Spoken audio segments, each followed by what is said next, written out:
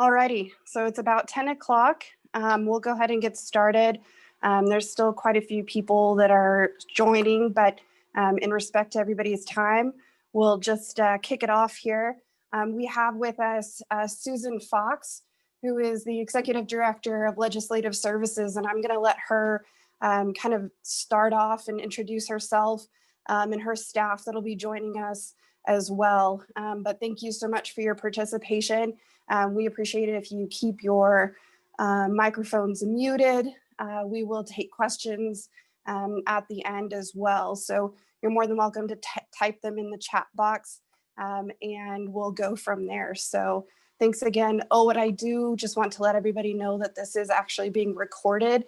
So we'll go ahead after it's done and we can distribute it afterwards. So thanks again, Ms. Fox, and I'll let you take it away. Thanks, Kim, and thanks to the Chamber for this opportunity to bring this information to you. As you probably all know, we've been working hard to figure out how to get the public engaged in the legislature in these trying times and try to give you as much remote capability as possible. I'd like to introduce Trista Hillman Glazer. She's she's our website designer, and she's been doing all the work on the front end to get the concepts in order. And then we have a whole team behind her that's helping to put in all the technology and connections behind it. So there's still some tweaking to do. We're finalizing it and it'll be up and ready soon. We'll be working on some more information to get out to the public and that you can then send to your members and your various participants in your hearing or in your organizations so that you can participate in the hearings on the bills. So with that, I'll let Trista share her screen and she's going to go through kind of the pages and the process that we're working on to make sure that the public can participate remotely and submit their testimony. So thanks, Trista. Thank you. Okay, let's see.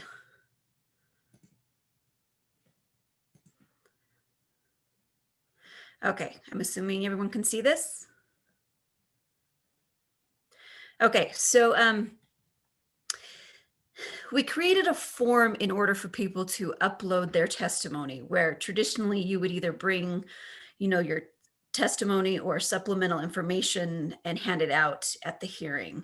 And if you're not going to participate in person in the Capitol, we need a way to allow people to do that. And this form is how we will do that. And this form is simply for the bills that are being heard before a committee and you need to provide the information. There'll be other ways to allow public to provide, how they feel about a bill, through phone calls, through other web forms, that kind of thing. But this is specifically for testimony and supplemental information. So when they land or you land, there'll be some caveat language, some aids to help you find some things if you can't remember the bill information, the hearing information, that kind of thing. This may change slightly depending on decisions by House, Senate, that kind of thing. But for the most part, this is pretty close to exactly what you'll get.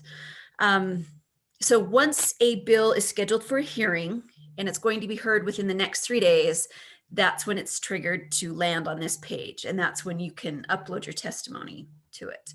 The first thing you'll do is select the bill type, whether it's a House bill, Senate bill, joint, a resolution, that kind of thing. And this list will only show, so if there's only House bills being scheduled for hearing, you'll only see House bills, but that kind of thing. And then once you select one of those, then whatever House bill numbers are there, that's what you'll see here.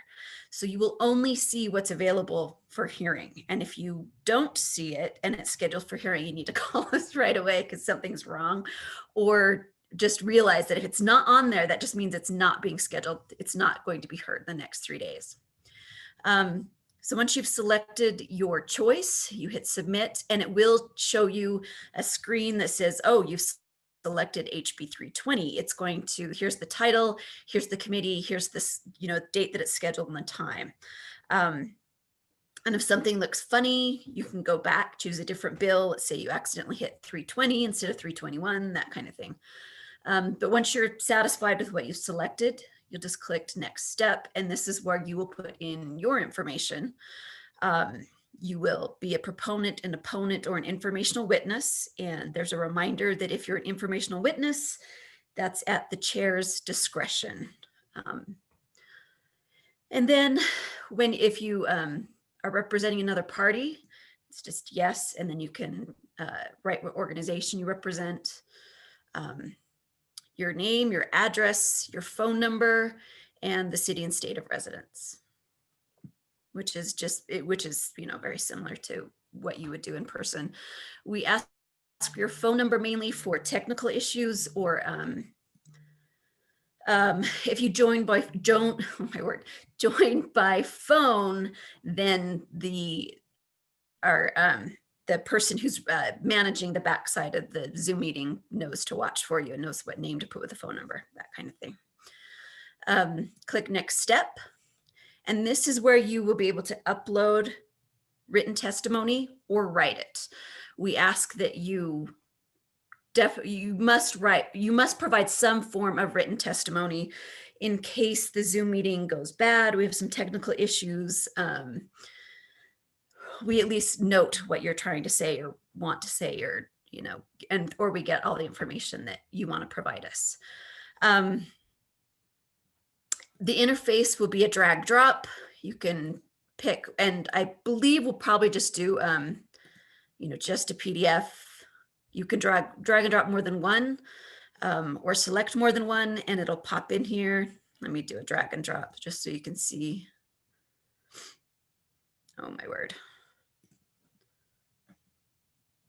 Oops. So if you wanted to just drag it, you just drag it over the gray area and it pops in. So it's nice and easy. And then if you want to show up at the Zoom meeting and give your verbal testimony, you need to let us know so we can send you the Zoom contact information. You click yes. Then we request that you let us know if you're going to join by phone or by computer, just so we know what to expect on the backside when we're organizing the meeting. Once you've done that, you click next step, and this page just gives you a summary of all the things that you've selected, when you'll, which bill you've selected, what your email is, and how you'll be joining. And then it, shows you what document uploaded, and just to make sure that you've done everything correctly, or you didn't accidentally drop over the wrong document, or if you missed one, that kind of thing. And then you can just go previous back if you've missed something. But if this all is great, you confirm and submit, and the magic happens on the back end, and it goes to who it needs to go to, and hopefully it all works perfect. And that's it. Hopefully I've made it easy, intuitive. Yeah, so that's all I got. I'm open for questions. Susan, I can take questions from you if you'd like.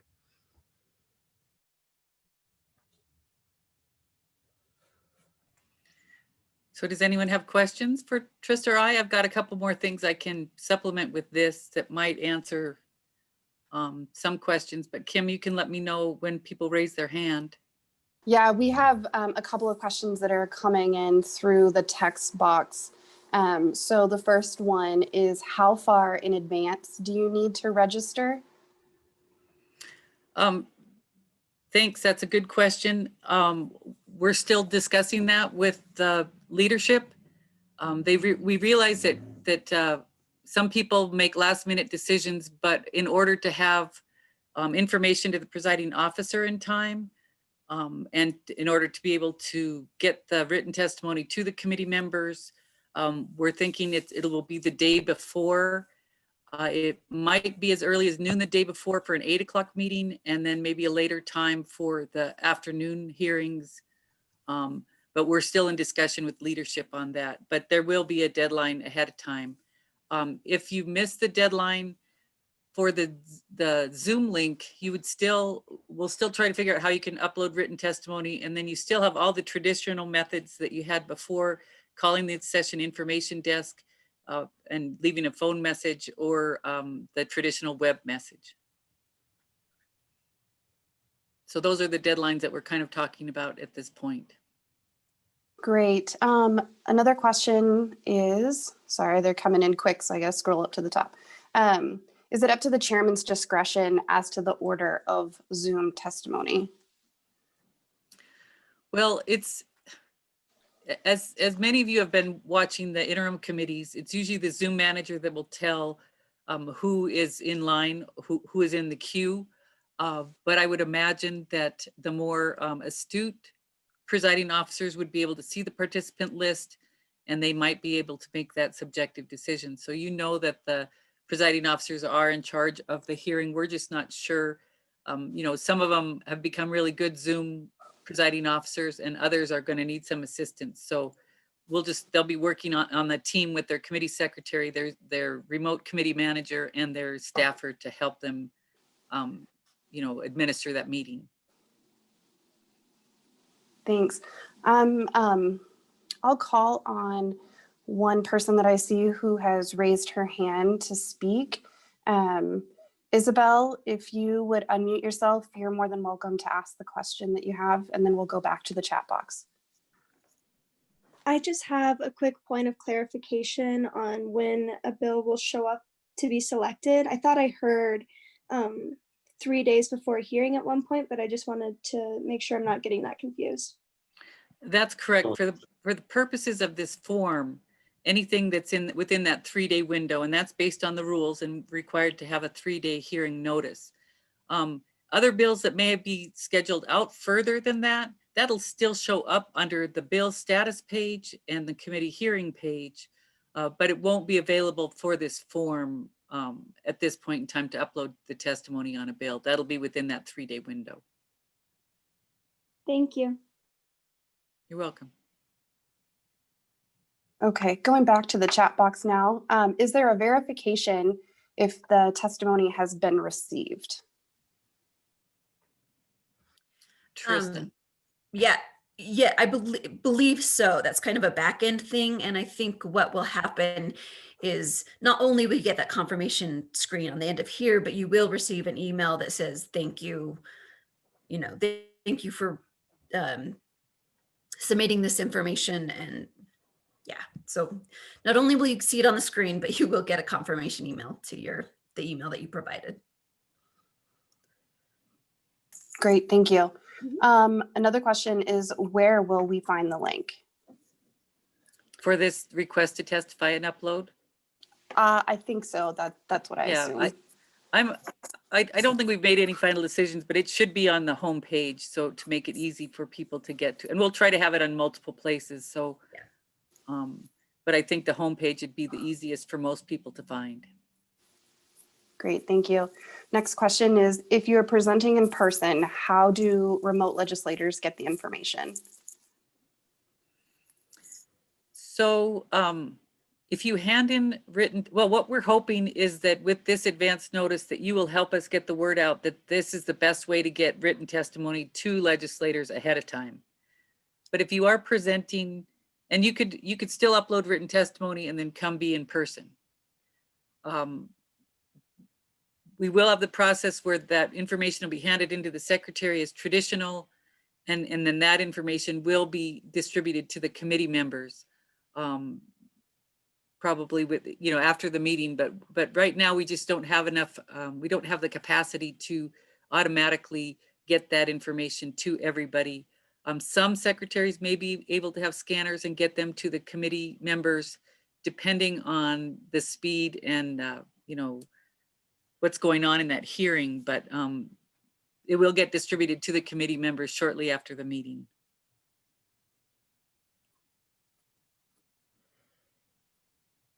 Great, thank you. And before I go any further, Susan, were there any additional comments or follow-ups that you wanted to add before we dive back into questions? I think the only thing else that I wanted to talk about was that all this written testimony will be distributed to the committee members by the secretary ahead of the hearing. Anything that's received in this time within the deadline. And then they will show up in the minutes. We are not at this time able to post all of the written comments for the committees, but they will show up in the minutes. And the Senate minutes, I think they said their average is about 4 days, and the House is a little bit longer than that. But that all the testimony will be in the minutes.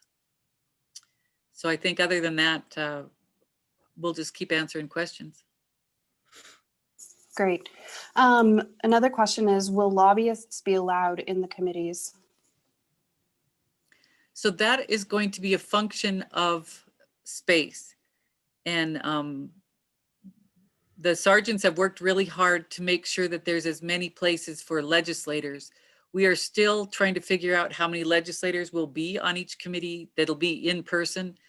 Generally we've heard that the majority party will be in the building and the minority party won't be in the building, but that changes almost on a daily basis. So there's in the bigger rooms, there may be more room for people, but it may be as specific as, one in, one out, depending on the size of the committee room.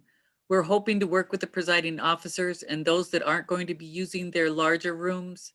We're hoping to be able to use them for the committees that traditionally have the tiny rooms.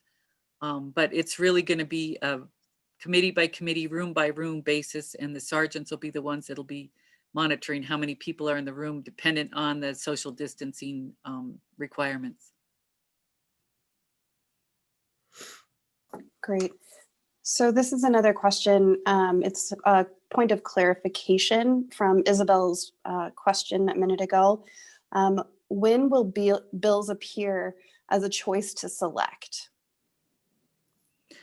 It's when they're on that on that 3-day hearing schedule. It's like the schedule that is usually on the front desk at the information desk, where you have the next 3 days of hearings that are coming up. So it's going to be within that time zone or within that time period. And as I said, it doesn't mean that you can't find out when a hearing might be outside of that time period, but only the ones that are within that 3-day hearing schedule will show up on this, the ability to select that bill. And then if it's like 5 days before the hearing, you could use the other methods of, that you have in the past, email it to the committee secretary or member of the committee, you use the web form or the phone message. Thank you. Will there be provisions for real-time testimony? Excuse me. Well, again, that kind of goes back to are people going to be allowed in the room? Yes, they are committed to having public testimony in the room. It's going to be a little bit of an experiment to figure out how we do that, how many people are there. We all know those Buffalo bills and the Wolf bills and all that. There can be a large number of people. Senator Blaisdell is also interested in having some alternative sites. If people, if there's not room in the building, it would still end up being a Zoom situation, but it would be an alternative place where if you're going to have multiple people at a hearing. But the legislators, just like many of them want to be in the building, they know that there's many of the public that want to be in the building as well. And so, yes, they'll make they will make an opportunity for anybody that's in the building to testify.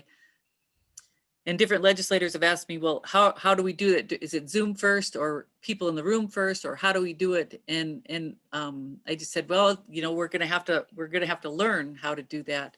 Some of it might be who they want to encourage. Do they want to encourage in-room testimony, or they want to encourage remote testimony?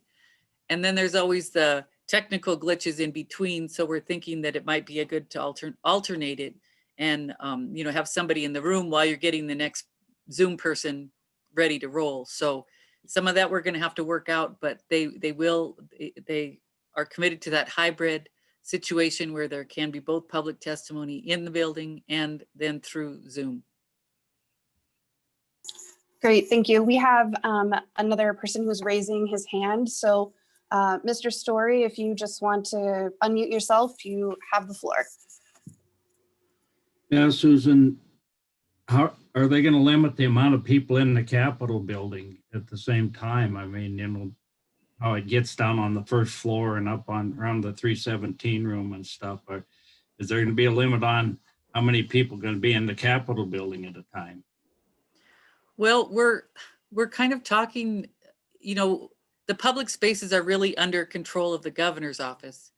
And we really only have control of our inner legislative space. So it's just something that we're going to have to work out.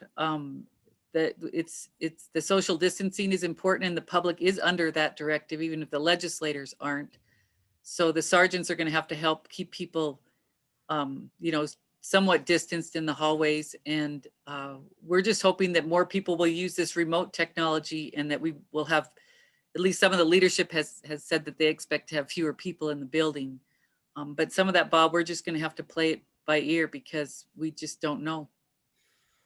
And also, when you go off campus, if you go off down to one of the convention centers and hold meetings, or then do you fall subject to the county rules as opposed to the legislative rules? Yes, that's my understanding, that if you go to those places, then, everybody in the public has to follow the rules that the convention center or the hearing. We're also looking at hearing rooms on campus, from other agencies, but you're correct, then we would still be under the county public health rules. Thank you.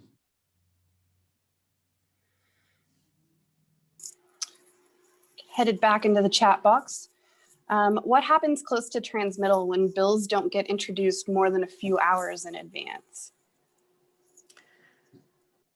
I think that is something I think we will learn a lot the first month on how this will work. And I think then maybe we'll have to open the rules or something at that point. But I think we still just want to get our feet under us and make sure that this works.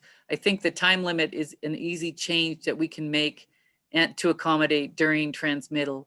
And that's just something that we will have to deal with, because we know how fast and furious things get scheduled at that period of time. So just like I think some of the other rules are suspended before transmittal, we may have to adjust this at that time. But that's a good point.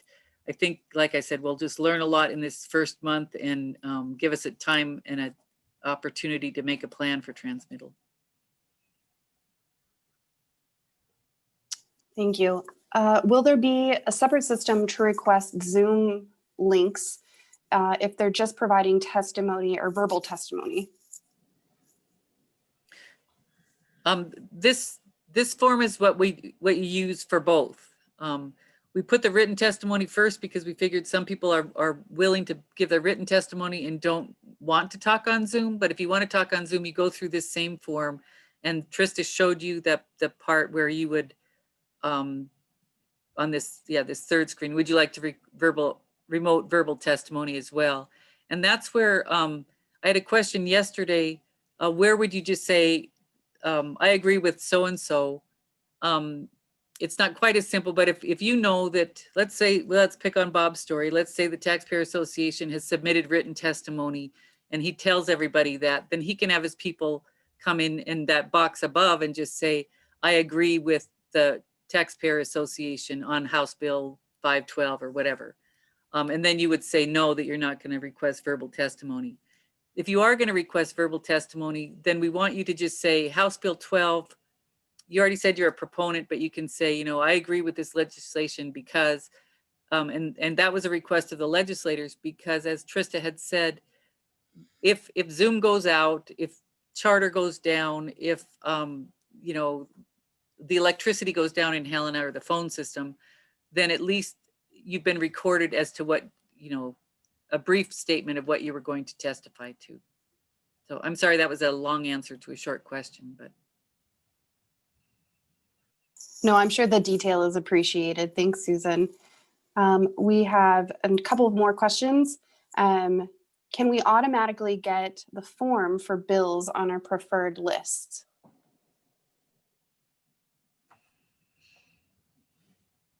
You mean a link from this form to your preference list? Because on your preference list, you can say that you want to be notified of a hearing notice. And once you saw that hearing notice, then you could see, when the hearing was and know that the bill would be eligible for you to use this form in that period of time, but I'm not sure if we've contemplated linking this to the preference list. Carrie, if you want to clarify your question, if she wasn't able to answer it, you can type in the chat box or even raise your hand and ask the question. We'll move on to the next question. And I think this kind of goes along the lines of the, kind of depends on how many people are allowed in the building, but will we still be able to testify in person without advanced notice? Yes, this form is just if you want to testify remotely. If you are going to come to the building, that will be as more like it was before, to the extent that you're up to the vagaries of the number of people there, and but they're not requiring advanced registration to testify in person.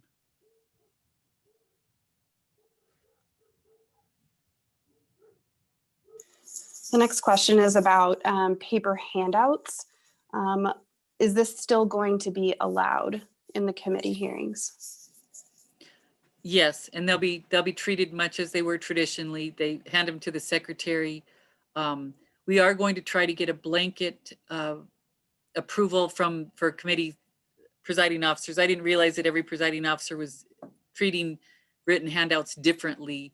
So we're going to try to get them so that they can, we will distribute those to all the committee members that are in the room, hopefully as soon as we can.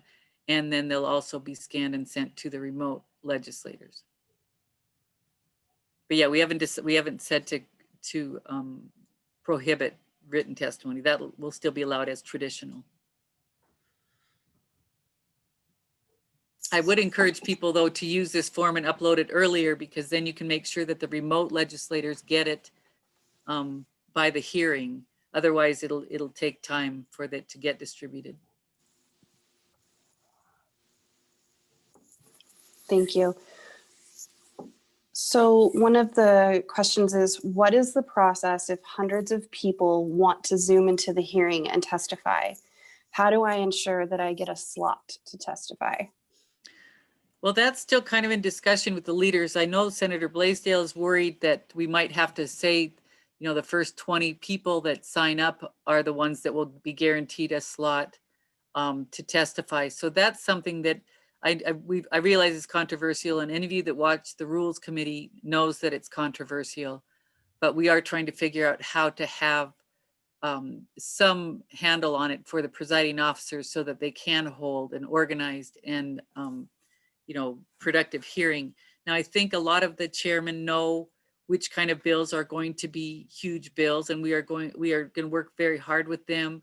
If it is going to be a big bill where you expect the hundreds of people, that they would know ahead of time what the list looks like.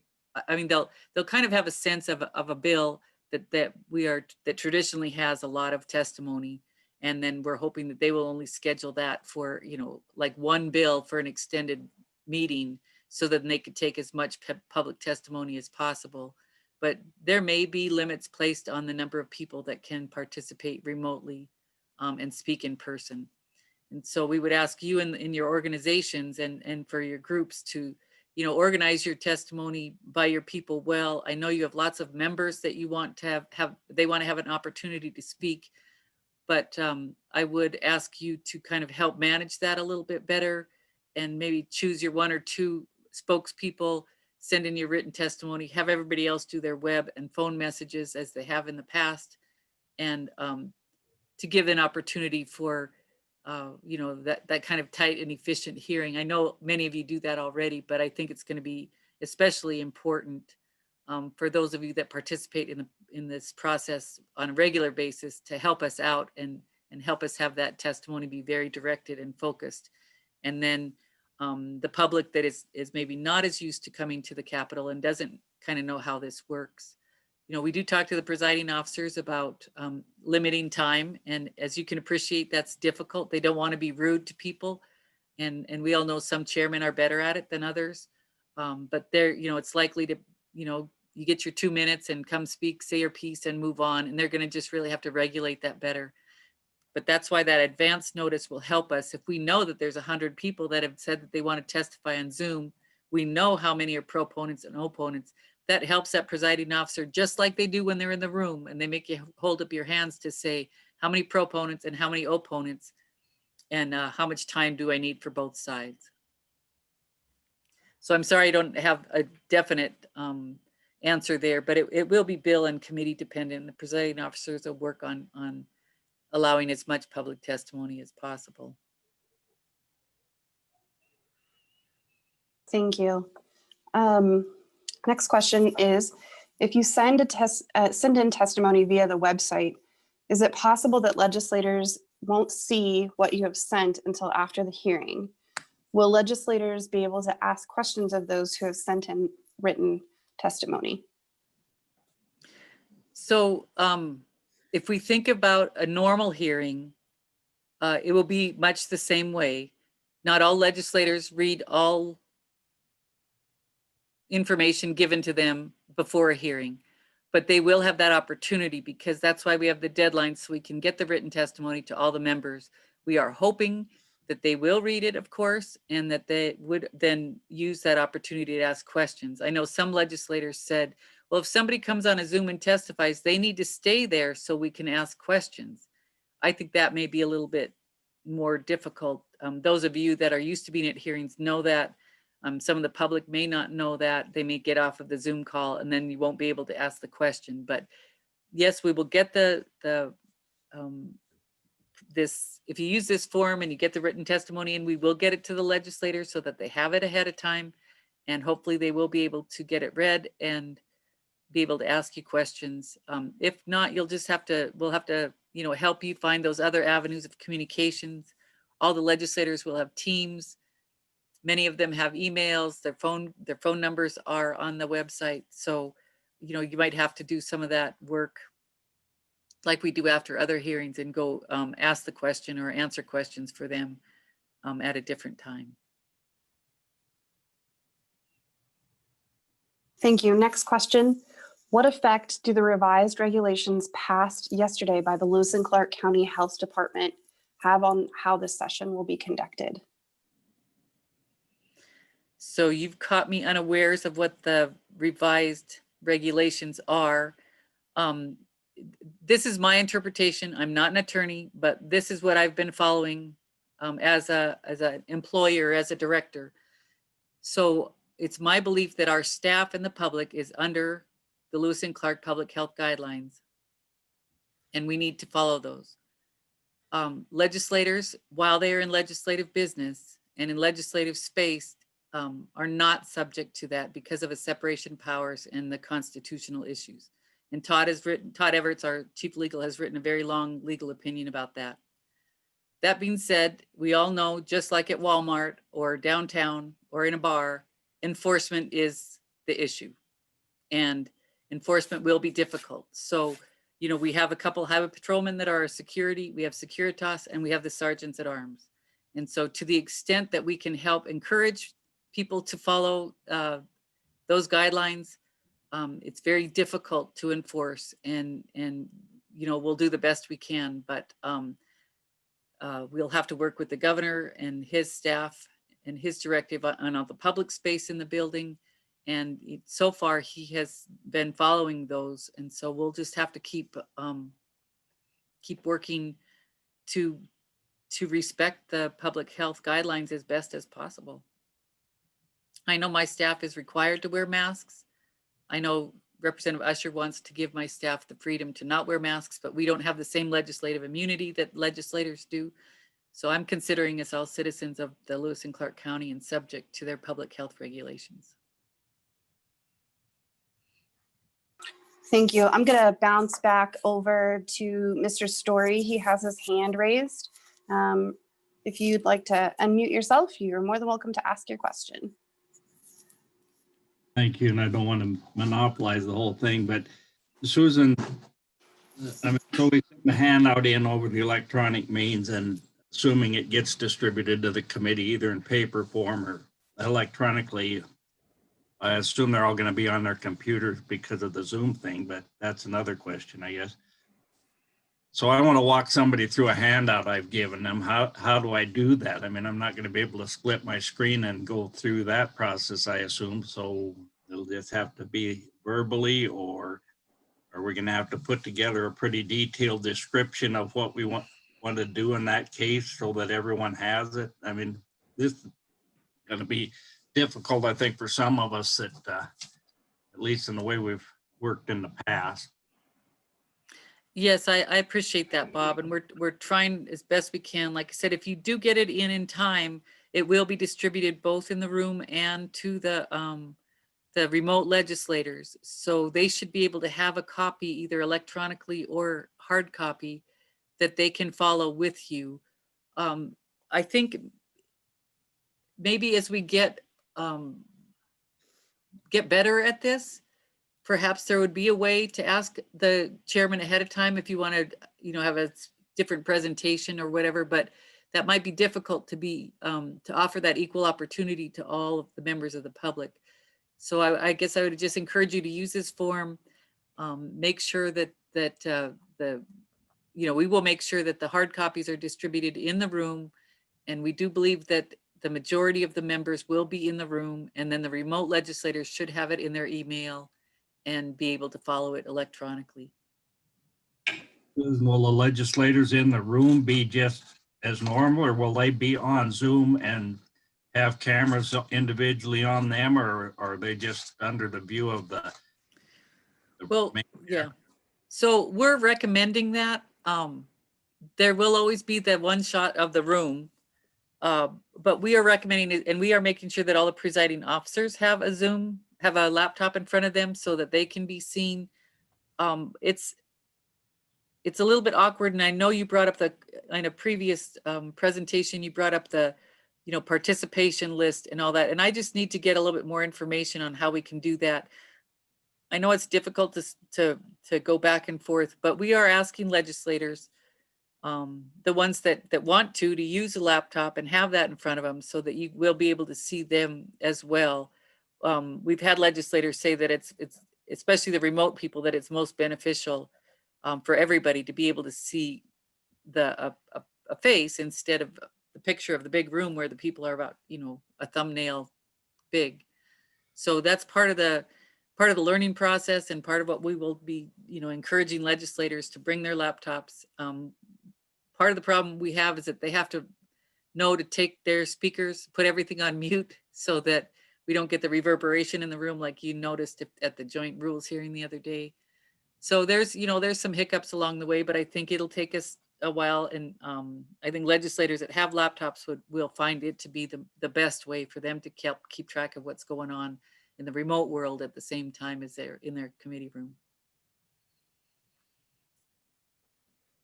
Thank you, Ms. Fox. And this is to kind of add on to what you were talking about in the Zoom piece. We've got a handful of people ask if there will be availability to use the share screen feature in the Zoom committees. I don't think that has been discussed. We're still in discussion with presiding officers on a multiplicity of ideas, but I think that is something that we would probably want to discuss. I think it could get out of hand really quickly if we don't have it organized ahead of time, and maybe that's a request that needs to be made of the PO, the presiding officer ahead of time, or I don't know. I guess that's something that we'll discuss with the presiding officers, and maybe it's something that they can adopt in their operating rules at the beginning so that you'll understand what the rules are for that committee. Again, we're trying to get it as consistent as possible between committees and between chambers. But as you all know, the presiding officers have control of their own meetings, so it'll probably be up to them.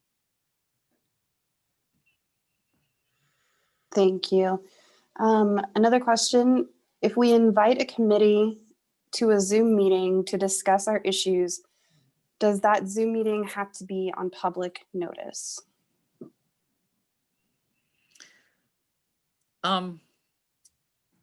if it's not an official meeting of the legislature and there are no decisions being made and you are just presenting to them, I would not think so. But the minute you get a quorum of the committee together, and if they start discussing or making any sort of decisions, you might, I don't know, it might be difficult, but just like you invite them to dinner and don't publicly notice it. I think if it's going to be a presentation that's on a topic that would be of general interest, for example, I think the judiciary committees are holding a joint hearing on DUI and marijuana with law enforcement. And if it's something it's that big, you might suggest a joint hearing or just suggest a presentation during a committee meeting. But I think if you're just going to get some members together and go over a bill draft or an amendment that you want, as long as they're not making any decisions, and we would have no way to publicly notice it. I'm not sure.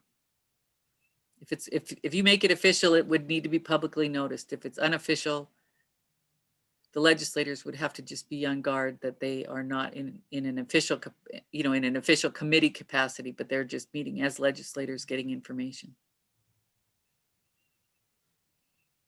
How's that for a non-legal answer from a non-attorney? So we have a technical question that the asker says that you might not be able to answer, but if there are conflicting hearings, is there a way to be notified if the committee has a question of that person while they're on another Zoom hearing?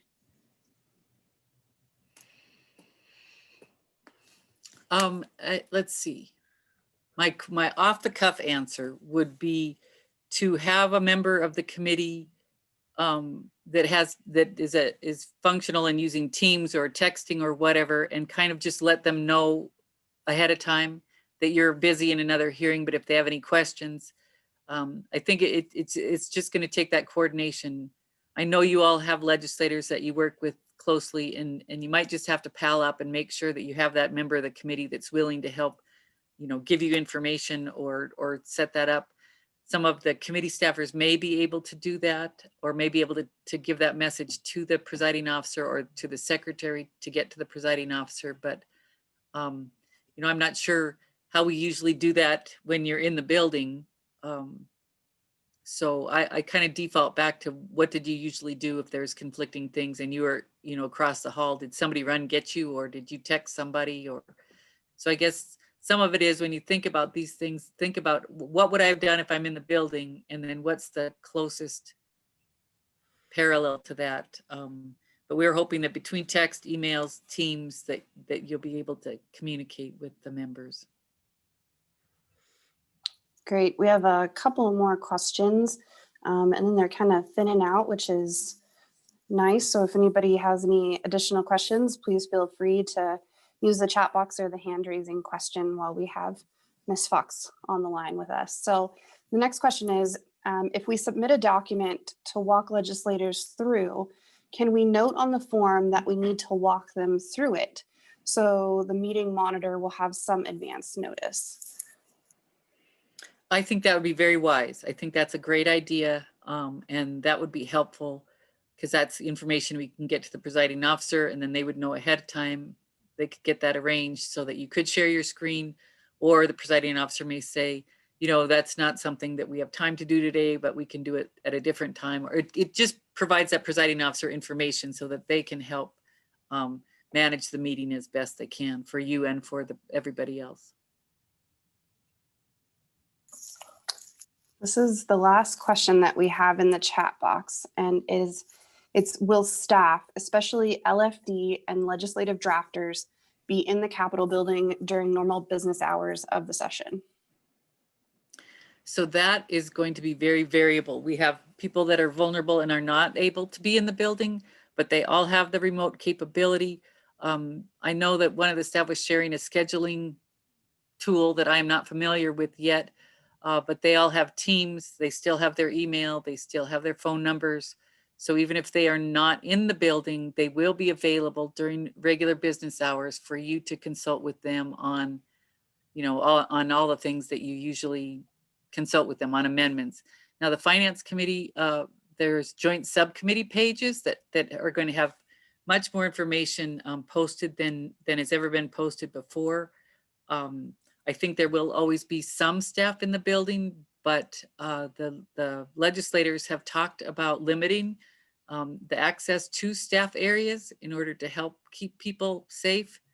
So there may be some signage up there that says you have to make appointments ahead of time if you're it's not gonna be like business as usual where we can just wander through the building till we find our person that we need to talk to. So we will, I have been asked by leadership, and I know it's important to all of you as well, we will work on having that communication page and how you can best get a hold of each of the subcommittee and standing committee staffers. So we will work on that communication, a page where it makes it easier for you to find everybody's name, number, office hours, and the ability to contact them. Great. I have a couple more questions that popped up. One is, can testimony be uploaded after we register for the hearing? If it's, I believe, I don't know, Trista? Yeah, I was going to say, as long as it's still on the hearing list, it hasn't passed the cutoff point, you can do this as many times as you need to. Quite honestly, you can keep you could do this 10 times and each time upload something different that you come up with. Not that that's going to be a very efficient way to do it, but you can upload as long as it's on the hearing list, as long as it's within that 3 days or whatever they decide the cutoff time will be. You can keep uploading as much testimony as you want. But once it's off the list, you won't be able to, because we can't assign the testimony to the right bill. Yeah, at that point, then you would use the traditional web messages or phone messages. Right. Or email the documents directly. And this question has to do with connecting or contacting with staff in the different committee hearings. How or what is the process to connect with staff via Teams? I'm assuming that's Microsoft Teams that you talked about earlier. Well, I'm not sure during a hearing if that will be possible, but I know that you can send Teams, links to people so that they can, when they click on it, then they can come into your Teams meeting. So it'd probably be best to set up that meeting ahead of time so you could, even if it's a 15-minute touch base, it'd probably be better to send that Teams invite to them through their email, but not during a hearing. If it's during a hearing, the staff is not really thrilled about giving out their personal cell phone numbers, but their email is public and they all carry their laptops. So I guess it's something that you might need to work out. If it's a regular committee that you're with, work out that communication plan with your staff, with the staffer. Great. We have time for a few more questions here. So someone wants to know is how will they divide time between the Zoom testimony and in person? That remains to be seen. I think, again, it just depends on, there's some hearings that have 2 people that come testify, and so that's not going to be a problem. If there's a lot of people on Zoom and, there's not that many people in the room, then maybe they would take the people in the room first. It's really going to be up to the presiding officer, and it's going to be dependent on the number of proponents and opponents. So again, I think the rule of thumb is, how did it usually work? How did the legislator decide between the presiding officer between proponents and opponents? Now this just adds a second dimension to that. How many proponents are in the room? How many opponents are in the room? How many proponents are on Zoom? How many opponents are on Zoom? So again, that's the reason for the deadline, is to help them get a handle on that so that they can make that choice of how to best fairly let people both remotely and in person testify. Thank you. Another question, remind me when our testimony that is submitted will be available to the public. That will be available in the minutes when they are posted. And a follow-up to that question is, how soon are legislators seeing the uploaded testimony? Well, legislators will get the testimony directly from the committee secretary through this form. It goes to the committee secretary who will distribute it to the legislators. Again, that's why the deadline, so they can get it before the hearing. And then they'll also print it out for the people in the room. So the legislators will get it in time for the hearing. It's the public that has to wait for the minutes.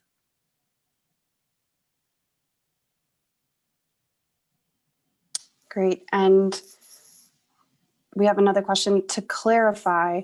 We would need to initiate a Teams meeting.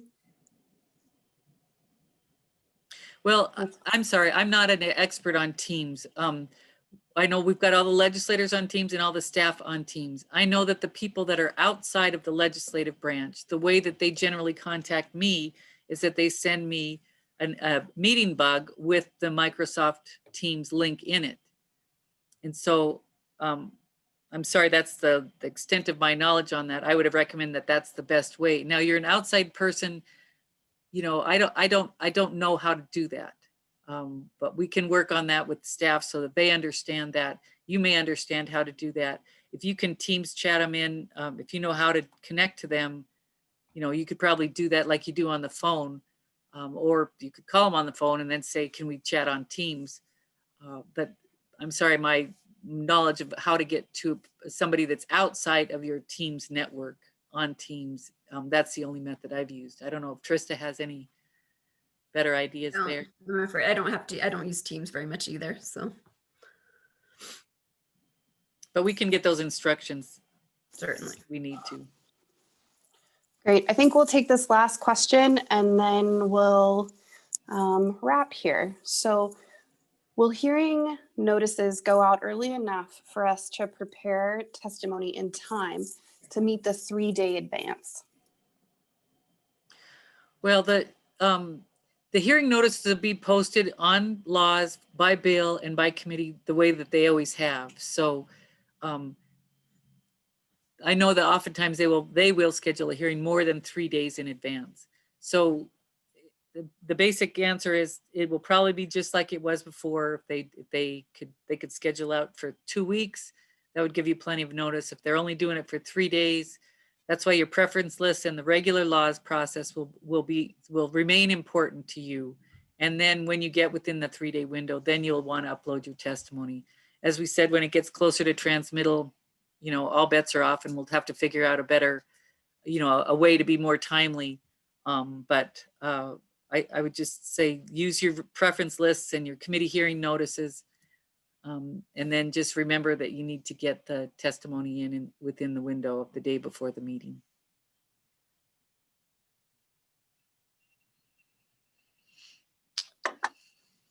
Okay, I have 2 more questions in the chat box. And then after that, I think we'll just go ahead and make closing remarks, and because it's about that time. So as the form we went through at the beginning, or as to the form that we went through in the beginning, can we skip the written testimony and just request to do an oral testimony by Zoom? You can skip the uploading of documents, but the legislators are asking that you put at least a brief, you know, a brief testimony. So like, remember when you're in hearings and, okay, we've got to the 20 minutes. Now the other 12 people that are here, please tell us, you know, your name and whether you support or oppose the bill, or one thing about you. I'm from Livingston. I support this bill because. They're asking you to write that testimony in that box. You don't have to upload anything, but they do ask that you put something briefly there, because if you get cut off and they can't get you back, they want to at least have that one-liner on the record so that they know what you were going to, at least a brief summary of what you were going to testify to.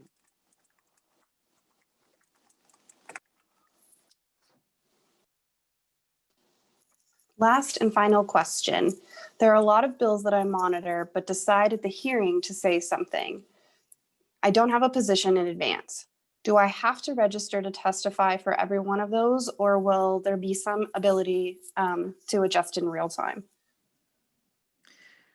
I think that's going to be difficult. And I know that is something that a lot of people do.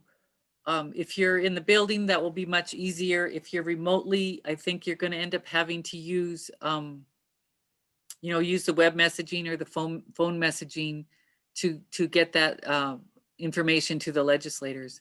We just cannot cover every single possibility for all these things. So yeah, I apologize, but that's a little bit harder ask to make at this point.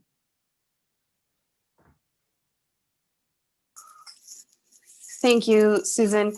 We appreciate very much that you and Trista took some time out of your day to present this to us, and we appreciate you answering all of the questions that we had come through.